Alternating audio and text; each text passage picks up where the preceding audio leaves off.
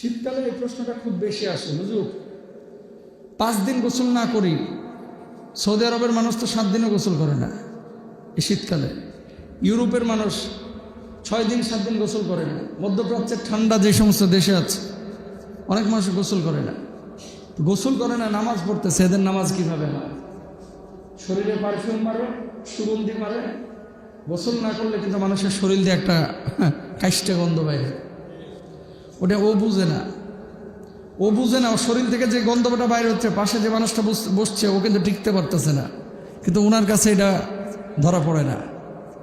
তো 5 দিন 6 দিন যদি আপনার শরীরে গোসল ফরজ হওয়ার মতো কোনো ঘটনা না ঘটে, স্ত্রী মিলন অথবা স্বপ্নদোষ যদি না হয়, আপনি গোসল না করেও শুধু পবিত্রতা অর্জন, মানে অজু করে নামাজ পড়তে পারবেন, কোনো সমস্যা নাই। কিন্তু যদি স্বপ্নদোষ হয়ে যায়, মেলামেশা হয়ে যায়, অথবা গোসল ফরজ হাইজ নেফাস থেকে মুক্তি মিলে গোসল ফরজ যদি হয়, তাহলে অবশ্যই গোসল করতে হবে। গোসল না করে আর নামাজ পড়াও যাবে না, আল্লাহর ইবাদত বন্দেগীও করা যাবে না, কোরআনও পড়া যাবে না। কথা বলেন ঠিক কেন? হুজুর বলছে এই জন্য ঠিক না। বিষয়টা হলো এটাই বাস্তব। যদি ফরজ গোসল না হয় তাহলে আপনি গোসল ছাড়াই নামাজ রোজা করতে পারবেন। এখন যুবকরা এবং মহিলারা অনেকেই আছে বাংলাদেশে 5 দিন 6 দিন গোসল করতেছে না এই ঠান্ডার মধ্যে। বাইরে যাচ্ছে মেকআপ নিয়ে, যুবক বাইরে যাচ্ছে পারফিউম লাগায়, বগলের নিচে মনে করেন পারফিউম, বডির উপরে পারফিউম, মাথার উপরে পারফিউম, বুকের উপরে পারফিউম লাগায় বাইরে চলে যাচ্ছে। তুমি পারফিউম লাগাইলা, তোমার যে এই যে সেল, ভাইরা আমার, এই যে সেল চামড়ার উপরে, এই সেলগুলো কোষগুলো কিন্তু খসে যায়। চুলের নিচে খুশকি হয়, কি আসে থেকে? খুশকি তো আর ধুলাবালি না, আপনার চামড়া খসে। ওইরকম আপনার এই বডি থেকে কিন্তু চামড়া ঝরে যায়, পশম ঝরে যায়, ময়লা জমে, যেগুলো আপনি দেখতে পান না আপনার চোখের নিচে, আপনার নাকের নিচে।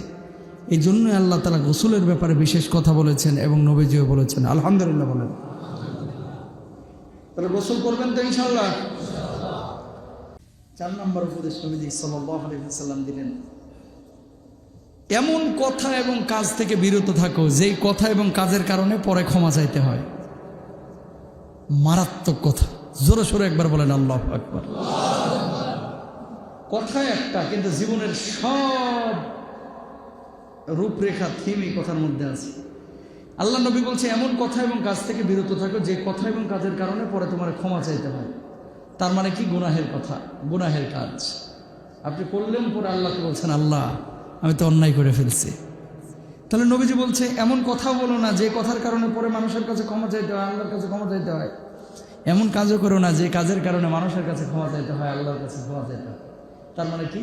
জীবনে যে কথা বলো, যে কাজ করো, ভালো কথা ভালো কাজই করো, খারাপ কথা খারাপ কাজ করা যাবে না।